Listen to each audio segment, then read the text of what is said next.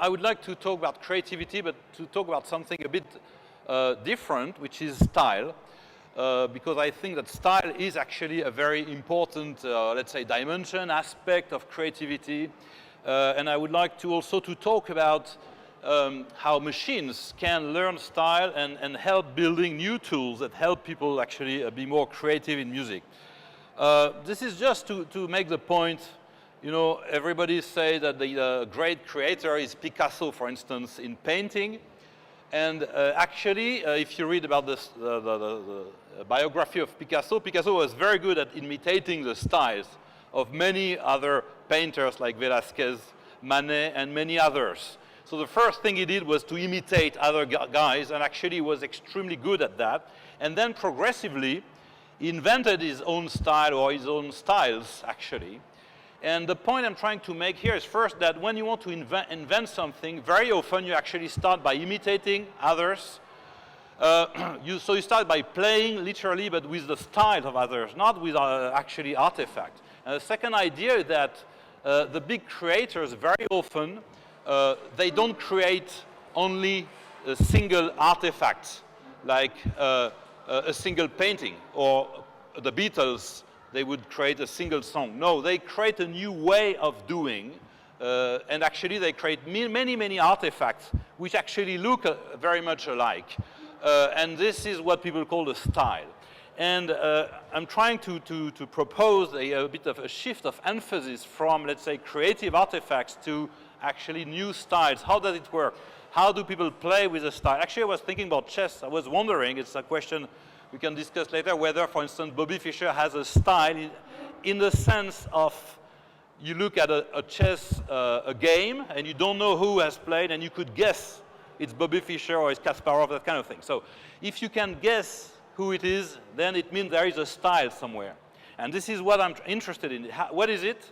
And how can you capture it? How can you play with it actually with computers? And because I'm not sure I will have enough time, I'm jumping directly to the conclusion, just in case. The point I'm trying to make that, first of all, style imitation is crucial, at least at the first steps of creativity. Creators create styles, not only artifacts. And the new thing, actually, Judith talked about a little bit, what computers change, that today computers can actually learn not only games or single object, but actually styles. And then it opens new way of thinking about how to interact with computers to be creative by precisely learning about all that, playing with styles, let's say. So this whole thing started by a system called Continuator. I designed actually a long time ago, 15 or 10 years ago, where a pianist can improvise. So there's not written music. And the computer listens to this and tries to learn the style of the, sorry. So when the guy is finished playing, the computer makes an answer, not an answer, but a continuation. This is why it was called a continuator, actually, which is not the same, of course, exactly, but it's the same style. Looks like, it continues, it extends, it elaborates. And the idea that the more you play, of course, the more data you give to the computer, and the more sophisticated, why am I holding this actually, the model is. And after a while, we showed that the system is able actually to build a pretty good model, so that interaction with this model becomes actually a very interesting, at least for the guy who is playing here, who is engaged into this. I cannot, I don't know how to put forward, to play forward this thing, sorry. So I will just leave a few seconds so that you can get the idea. But after a while, the guy is seeing there things that is actually his things, but he would not have done them really the same way. So let's just take a few seconds, just so that you understand what I'm talking about. So now he's taking a motif and playing with this. Thank you. So da da da da da da da da da da da da. Thank you very much. And now we'll stop. and the computer repeats the same thing, but then continues, elaborates. And what you can see that this face is doing is the face that people in psychology call the flow state. The guy is really into it. He's really interested. So it's a good time actually to learn, to be creative, and to be completely engaged, very focused. And so what we've shown is that actually with children, exactly the same system worked actually with the same effects. So this is a child 4 years old, doodling, you know, stupid child stuff. But the system is trying to communicate at that level, you know.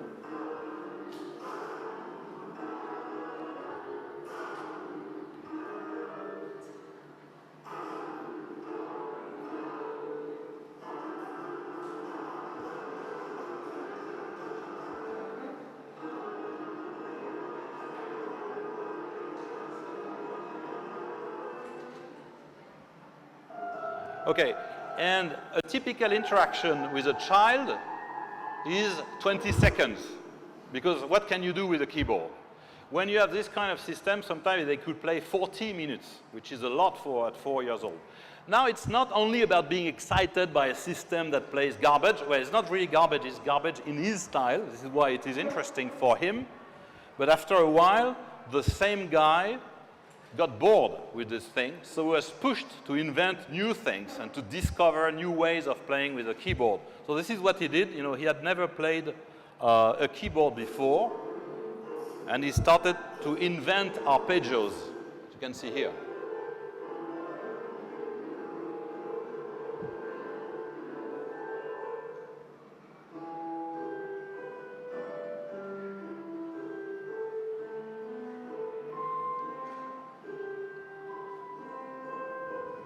And it sounds almost like perfect back-like arpeggios. The guy has never learned how to play.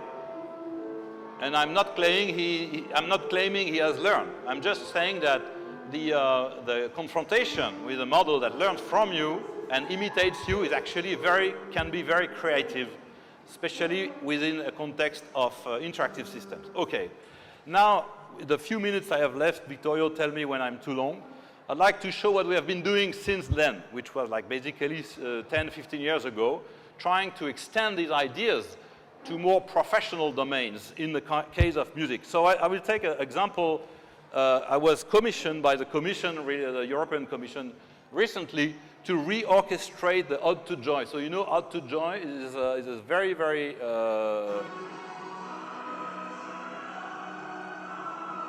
this is our national anthem in Europe.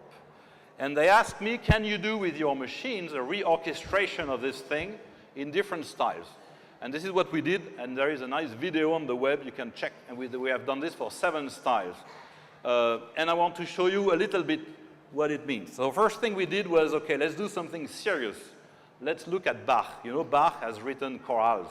That is 4-voice things like this. This is a score, what we call a symbolic score. This is not audio, this is just a piece of text with notes, and you can see that it's actually a good problem for machine learning is how to capture the statistics going on there, the chord, the harmony, the melodies, the voices, and so forth. Okay, I will not talk about that today, but this is part of our job is actually to try to model this.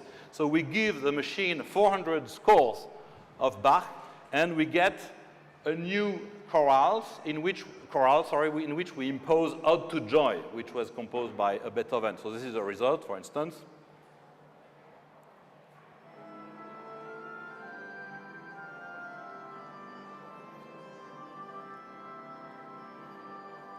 So I guess you can recognize Ode to Joy, and you can recognize, at least if you are a little bit, know a bit about it, you can recognize the style of Bach chorale. So what it means is that we are able basically to snap or to take a style as an object and say, okay, like a painting if you want, like a bowl of paint, and paint another object, Ode to Joy, okay?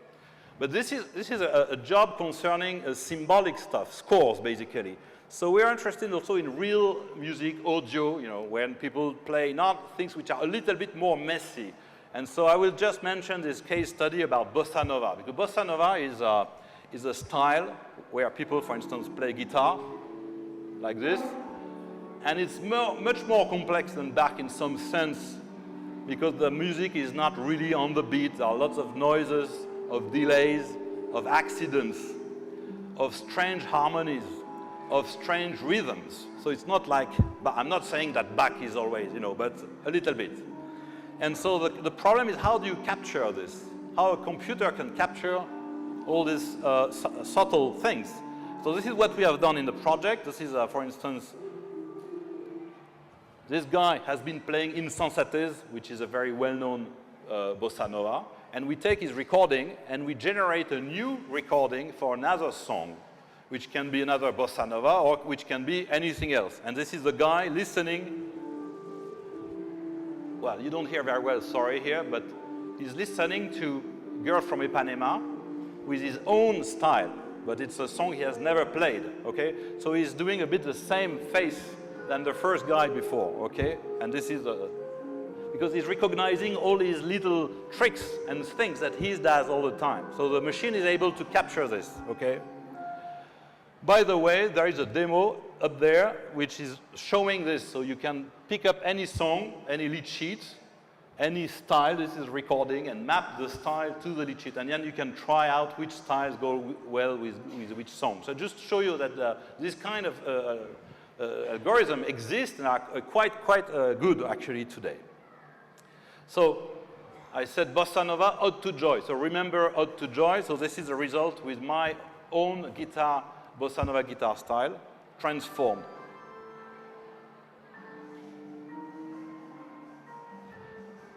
You don't hear the guitar very well. If you're interested, you go on the web. There is a nice recording. But then what is nice is that there is also a bit of drums, some violin, and lots of stuff that make you think, oh, this is a typical bossa nova, okay? Now, what's interesting is not this thing. What's interesting is the bossa nova style, actually my style in that case, has actually become an object, a computational object. And the computer can create it, can map it, can mix it, can sell it, you can distribute it, you can let people play literally with this. And what I'm saying is that this is a new kind of game, because people are talking about games, where you don't play anymore with objects like bricks, you play with these abstract ideas which are styles. Just a last example, I guess I'm running out of time, a little bit. With pop, of course, many people ask, okay, do the Beatles, do that kind of thing. So it's very hard, because the Beatles, my God, I mean, if you touch something to the Beatles, it's like sacred, it's very hard. Anyway, we tried. So we took these 3 examples, which are also in the video. Prayer in C, I don't know if you know this thing, which is this song. You know this song? Okay. Penny Lane.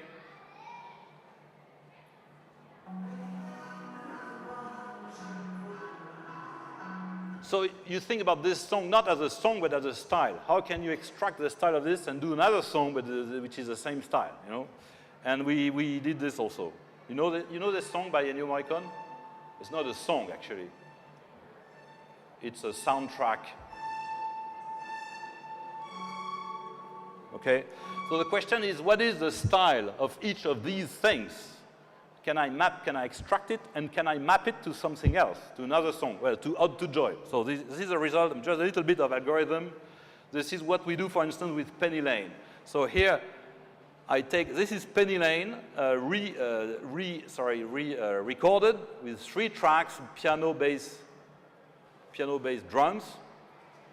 And this is Fly Me to the Moon. Fly Me to the Moon. Fly, da, da, da, da, da, da, da, da, da, da, da, da, and so forth by Frank Sinatra. So what it's showing here, it is going to do this by picking up bits and pieces from Penny Lane, transforming them, gluing them together. So this is the result. It's not professional quality, but it's interesting.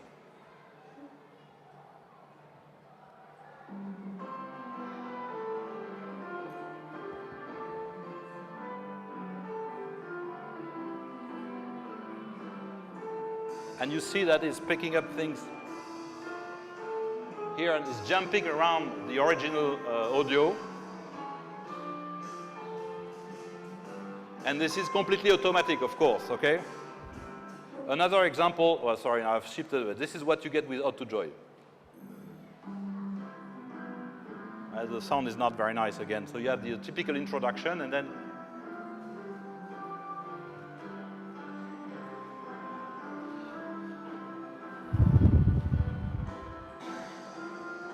okay, go to the web and you can hear the whole thing. You can hear Kima, you can hear Privacy. Now I want to say that, so I'm not saying these objects, these tunes are interesting per se. I'm saying someone could want to play with that. For example, I guess a chess player would, what would Fischer have done in that situation versus what Kasparov would have done, that kind of thing. So you want to try, and then you will see, and then maybe it's something interesting or not, I don't know.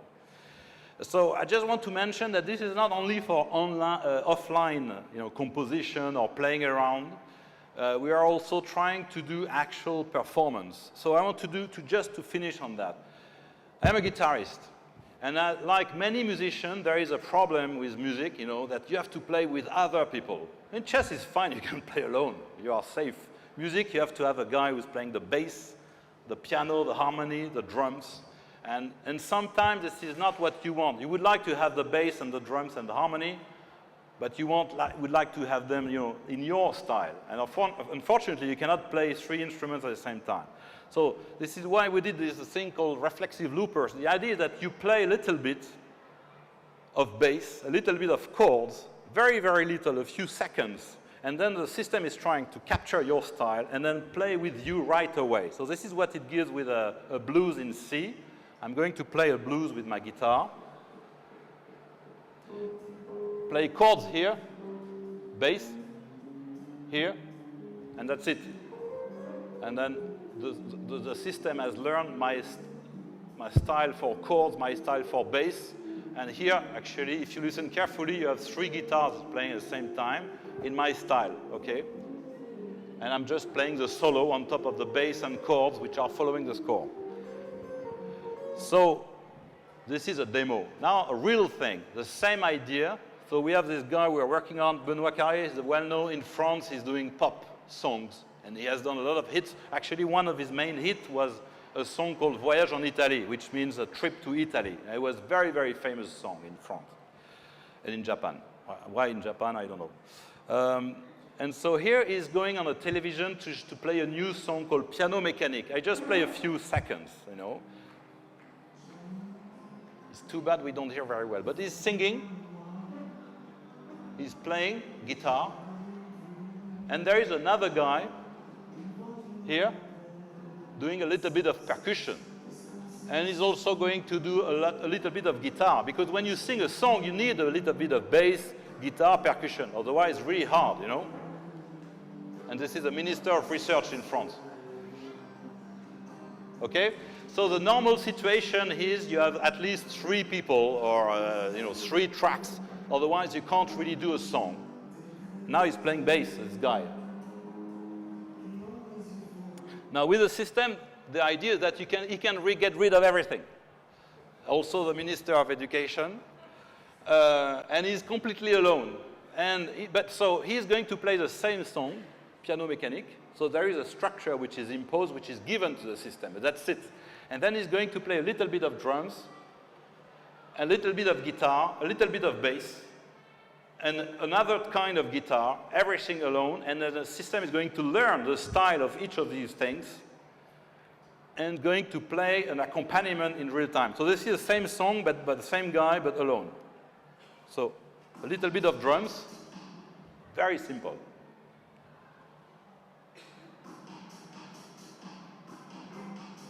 A bit of reggae chords, okay?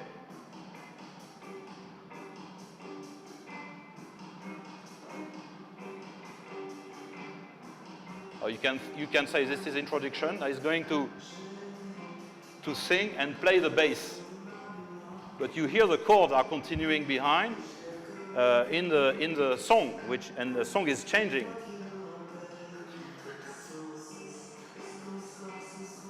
Now another kind of guitar, and you have the bass, the guitar, and the drums in his style all together, okay? I play a little bit more and then I will stop. because this is what is called the A part, the first part. Then it's going to go to B, to another part, and the system is able to generalize and go right away to the B.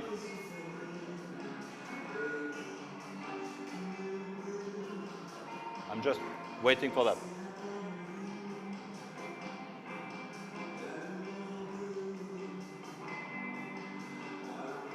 Now is the B coming. And everything is smooth. The bass is following the chords and the drums. And, okay? So you get the idea, the message is that if you have a tool, if you have algorithms, which we do have now, which are able to extract the style and then regenerate under constraints, then we are creating a new way of being creative within your own style. So basically, the claim which is behind, or maybe the idea, is that for someone who is creative, what's really interesting is to explore your style, not the style of others, no more, not imitation, but to know until where you can go with your ideas, your way of doing. So with these algorithms and these new way of programming software, you can imagine that creativity can be enhanced just by being confronted to clones of yourself. So in music, it's pretty clear what you can do. Although, I mean, we didn't solve all the problems, but we are already able to show some interesting demonstrations, in painting also. In chess, I mean, I'm trying to make a parallel with chess because you are here, but I would imagine would it be interesting to play with a program that's not only very good, which is the case today, but is very good at imitating your style, like if you are playing really against you, you know? So it's exactly that kind of idea. And the claim behind that this is a key to a creativity because you are actually confronted to yourself. And there is a reflexive loop going on, and this is very often what actually pushes or creates interesting things. So I will stop here. Just conclusion is the same. Creativity is fine. Style is crucial because people start by imitating style. I mean, creative people imitate styles for a long period in their lives, the styles of their predecessors. And then they invent new styles. They don't invent new artifacts only. You know, like the Beatles, they did Penny Lane, but actually, no, they didn't do Penny Lane. They did a lot of songs like that, you know. And Picasso made a lot of paintings which are actually very, very similar to each other. So what he created is a style. It's not only an object or a set of objects. And about the future, what computers can do is to learn, of course, to some extent. I'm not talking about cybernetics where you're going to clone people, that kind of thing. No. I'm talking about systems that can work today, that learns about ways of doing, and then with which you can interact productively. I will stop here.